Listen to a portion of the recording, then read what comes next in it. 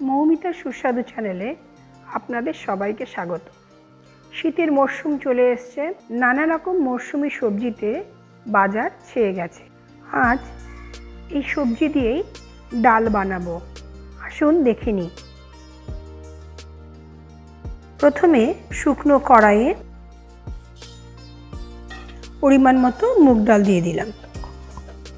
একটু লাল লাল করে ভেজে নিতে হবে।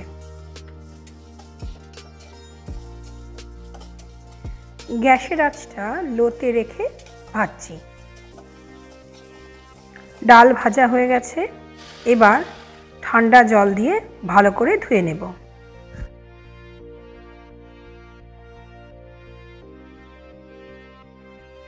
এখন ডালটা সেদ্ধ করে নেব। আমি কড়াইয়ে বসিয়েছি, আপনারা চাইলে প্রেসারেও সেদ্ধ করতে পারেন। ডালটা পুরো গলে গেলে স্বাদটা নষ্ট হয়ে যায়। লবণ দিয়ে দিচ্ছি।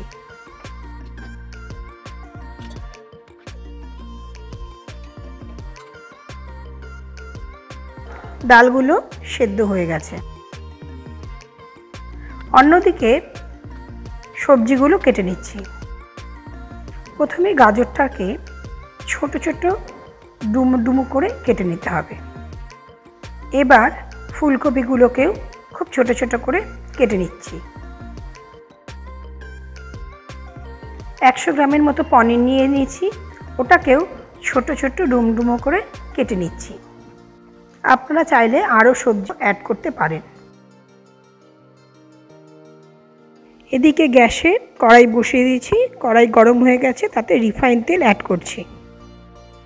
আগে থেকে ভিজিয়ে রাখা কাজু আর কিশমিশ ভাজতে দিয়ে দিলাম। কাজু কিশমিশগুলো ভাজা হয়ে গেছে, তুলে নিচ্ছি। এইবার আস্তে আস্তে সব সবজিগুলো ভেজে নেব।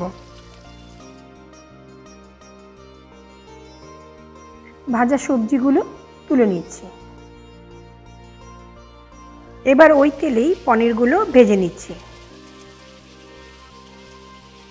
পনিরগুলো তুলে ফেলে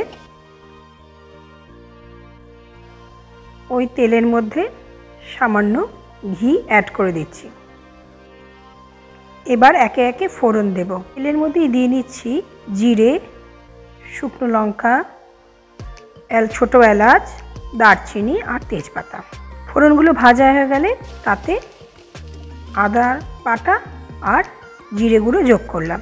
হলুদও যোগ করে দিচ্ছি। 1 চা চামচ চিনি দিয়ে দিলাম, তাতে ডালের স্বাদটা খুব ভালো হবে আর কালারটাও ভালো আসবে।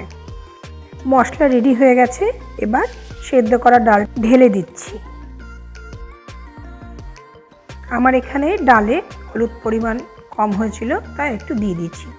ভাজা সবজিগুলো আর পনির দিয়ে দিলাম। ডালটা ফুটতে শুরু করে দিয়েছে। 5 মিনিট ফুটিয়ে গ্যাসটা বন্ধ করে দিচ্ছি। তৈরি হয়ে গেল মুগ মনোহরা। গরম গরম ভাতের সাথে পরিবেশন করুন সুস্বাদু মুগ মনোহরা। আমার চ্যানেলটি ভালো লাগলে লাইক, শেয়ার এবং সাবস্ক্রাইব করতে ভুলবেন না।